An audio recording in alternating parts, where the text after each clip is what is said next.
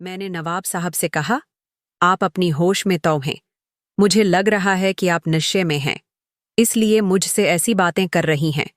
मैं सोच रही थी कि आज तक तो उन्होंने मुझसे ऐसी बात नहीं की, और आज अचानक मेरी तो कुछ समझ में नहीं आ रहा था। मैं तो सोच रही थी कि मुझे निकाल दिया जाएगा, लेकिन यहां तो माजरा बिल्कुल हयाल्ट हो गया। पहले भी मुझसे बहुत सी गलतियां हुए हैं, लेकिन आज तक ऐसी बात तो मैंने उन्नार के मुंह से कभी नहीं सुनी थी। मैंने नवाब साहब से कहा कि आप जाकर सो जाएं। सुबह जब आपका नशा उतर जाएगा तो फिर मुझसे बातन करिएगा, क्योंकि मुझे तो यही लग रहा था कि वह नशे में हैं।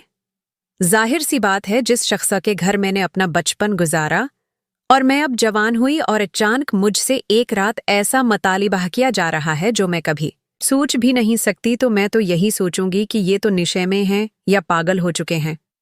खैर, रात तो मैंने बहुत मुश्किल गुजारी। खैर, नवाब साहब ने मेरे साथ कोई बहस न की। जब मैंने उन्हें जाने के लिए कहा तो वो फौरा मेरी बात मानकर चले गए। हालांकि मैं तो उनके घर की मुलाजिम हूं। जब वो चले गए तो रोक्साना अंदर आ गई।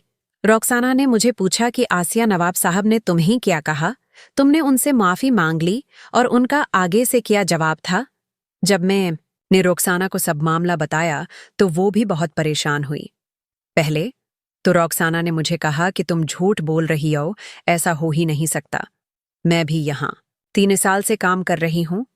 आज तक मेरे साथ तो नवाब साहब ने कोई ऐसी बात नहीं की और न ही मुझे ऐसी नजरों से देखा। मैंने रोक्साना से कहा, मुझे तुमसे झूठ बोलने की क्या जरूरत है? मुझे क्या मिलेगा? झूठ बोलकर जो बात हुई है मैंने तुम्हें वही बता दिए और यही सच है। खैर, रोक्साना को यकीन नहीं आया। मैंने भी रोक्साना से कहा, यकीन तो मुझे भी नहीं आ रहा। अब सुबह इस मामले के बारे में पता चलेगा। सुबह हुई तो मैंने रोक्साना के साथ नाश्ता बनाया। नवाब साहब का मूड बहुत अच्छा लग रहा था। खाने के दौरान उन्होंने बेगम से काफी हंसी मजाक भी किया। मुझे लगा कि जो मैंने सोचा था वो वाकई सच है। ये रात को नशे में ही थे, लेकिन किस्मत को कुछ और ही मंजूरा था। दोपहर में रोक्साना और मैं घर की सफाइयत करने में मसरूफ थे कि अचानक परोशना बेगम ने मुझे बुलाया। आसिया, मेरे कमरे में आओ, तुमसे एक जरूरी बात करनी है। मैं उनके कमरे में गई तो बेगम साहबा ने मुझे बैठने का हुक्म दिया और मुझे पानी पिलाया और मुझसे कहने लगी, तुम अपना ख्याल रखा करो, देखो तो सही कितनी कमजोर हो गई हो। मैंने सोचा, आज अचानक उनको मुझ पर इतना प्यार क्यों आ रहा है आज से? पहले तो कभी ऐसा नहीं बोला। मेरी उनसे दोस्ती तो थी, लेकिन ऐसी दोस्ती नहीं थी कि जिस अंदाज में मुझसे बात कर रही थी, ऐसा लग रहा था कि वो मेरी पता नहीं कितनी पुरानी दोस्तें हैं। खैर, मुझे तुमसे नवाब साहब के बारे में बात करनी है। जैसे उन्होंने ये जुमला बोला तो मैं फिर परेशान, आखिर ये मामला किया है। मुझे लगा बेगम साहबा मुझसे नवाब साहब के इस रवैये के बारे में माफी मांगेंगी और मुझे बताएंगी कि वो रात में नशे में थे, लेकिन सब कुछ उल्टा हो गया। बेगम साहबा ने भी वही बात कही जो नवाब साहब ने मुझसे बोला था। देखो आसिया, तुम्हें पता है नवाब साहबार को बेटी की कितनी चाहत है, लेकिन मैं वो पूरी नहीं कर सकती। अब मैं खुद ही इलाज करवाकर थक चुकी हूं। नवाब साहब भी हिम्मत हारज के हैं, इसलिए मैं भी यही चाहती हूं कि तुम हमें। जब मैंने ये सुना तो मैंने उनसे कहा, उस काम के लिए आप किसी और को भी तो छन सकती हैं, लेकिन मैं ही क्यों? तो रोशना बेगम ने मुझे कहा, देखो मैं चाहती हूं कि घर की बात घर में ही रह जाए, और तुम्हें तो पता है अगर ये बात फैल गई तो नवाब साहब की कितनी बदनामी होगी और गांव में उनकी कितनी इज्जत है। फिर मैं मान गई, मेरे पास और कोई चारा भी नहीं था।